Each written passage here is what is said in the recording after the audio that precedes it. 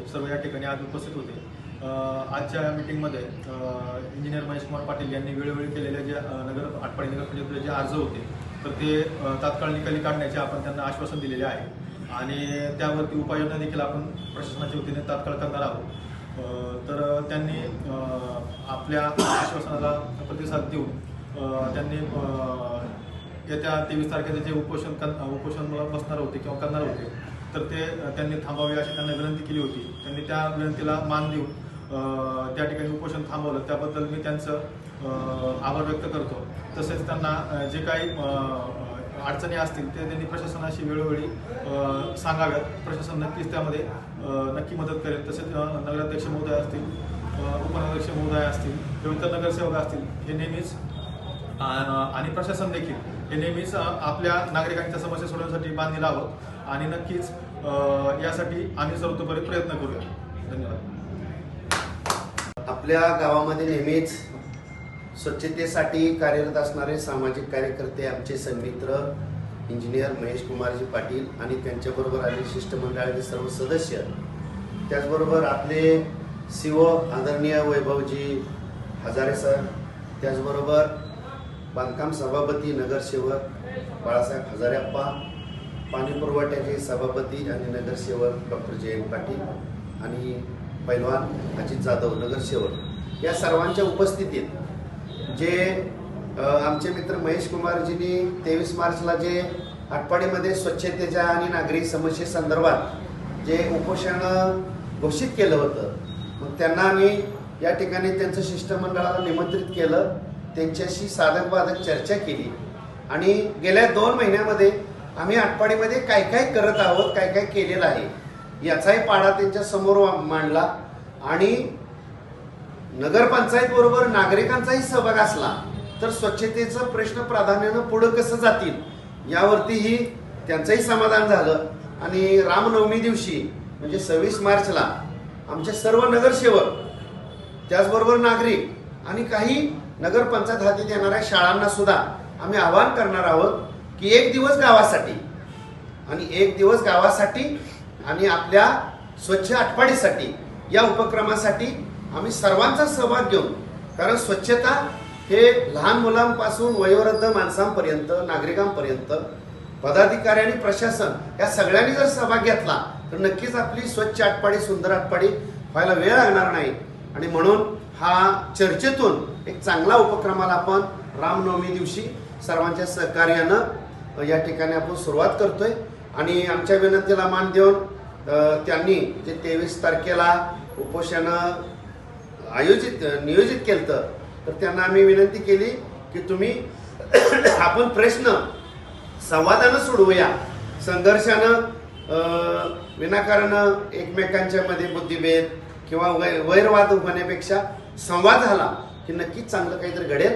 आणि आटपाडीसाठी आपण सगळ्या युवा मित्रांनी सुद्धा, सर्व आटपाडीकर नागरिकांनी आपल्या माध्यमातून मी आवाहन करेन की विद्यार्थी असतील, त्याचबरोबर आटपाडीकर नागरिक असतील, सुजाण नागरिक असतील, या सर्वांनी ज्या पद्धतीनं थोर समाज सुधारक संत गाडगेबाबा यांनी गावांची स्वच्छता भजन कीर्तन बारोडाच्या माध्यमातून केली आणि गावांच्या स्वच्छताबरोबर लोकांची, माणसांची मस्तकं ही व्यवस्थित करण्याचं काम केलं, त्याच पद्धतीनं या स्वच्छतेच्या माध्यमातून नागरिक, विद्यार्थी, ग्रामस्थ, पदाधिकारी, प्रशासन ह्या सर्वांना हे स्वच्छता हे माझं आद्य कर्तव्य आहे ही या उपक्रमाच्या माध्यमातून आपण संदेश या ठिकाणी देणार आहोत।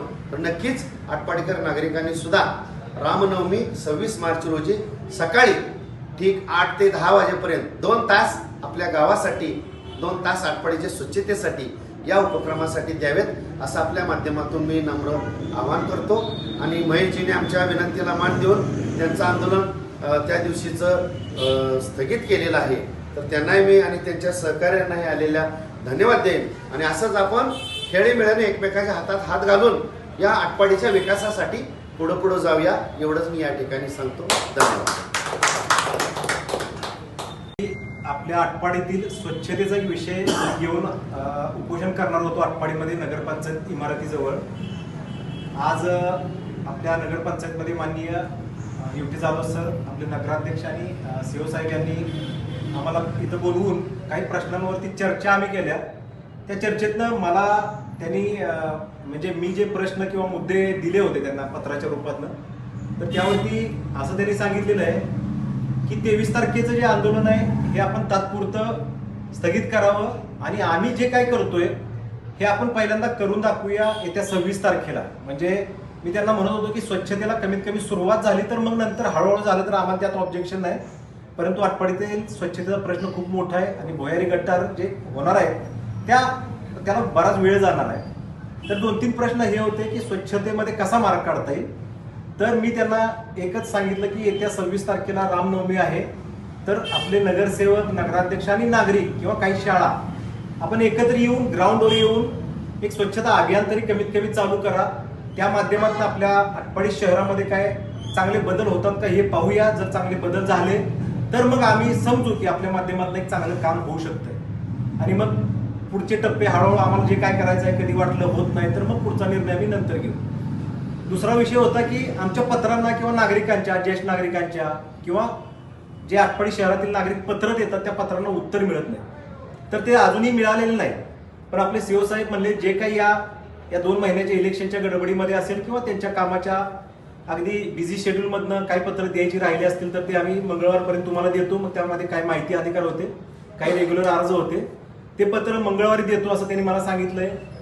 या दुसरी गोष्टी तिसरा मुद्दा होता की आटपाडी शहरामध्ये महिलांच्या सुरक्षेचा आणि महिलांच्या स्वच्छतागृहांचा विषय होता. मी हे तहसील कार्यालयात आपल्या बनगर मॅडमनाही दिलं होतं, सीओ साहेबांनाही दिलं होतं आणि अनेक लोकांना बऱ्याच वेळा सांगितलं होतं की भाजी मंडईमध्ये जे महिला येतात सकाळी भाजी विक्रेते ते सकाळपासून संध्याकाळपर्यंत तिथं बसतात. आजूबाजूला वेगवेगळे शौचालय असले पाहिजेत. मेन लोकशाही राणाभाऊसाठी चौकामध्येच तिथं एकही शौचालय नाही, तर असे चौक शोधून तिथं आपल्या या शौचालय झाले पाहिजेत.